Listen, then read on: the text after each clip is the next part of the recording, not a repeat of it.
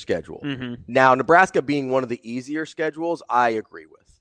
I know that we've all got a little trauma from past Big Ten schedules where we feel like Nebraska kind of got screwed a Right. little bit, Yep. and probably did.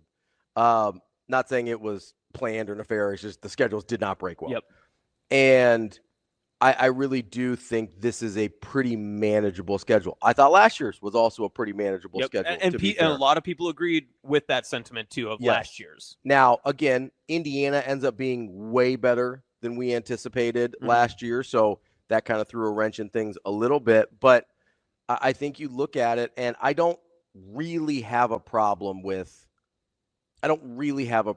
them saying that it's the easiest schedule in the Big Ten. Like, after we had gone through this, I knew Nebraska was in the top 3 to 4 in terms of most manageable schedules, at least on the surface. Now, here's what this is the issue I have with this when this comes up is if Nebraska has success this season, people can point then to the fact that, oh, well, their schedule was the easiest. That's why that they were successful. Not because of everything else that's come up, not because of everything else that's been put in place beforehand, but they can point to the Indiana factor and just say, well, they didn't play X, Y, and Z team in their conference, so that's why they were so successful this season.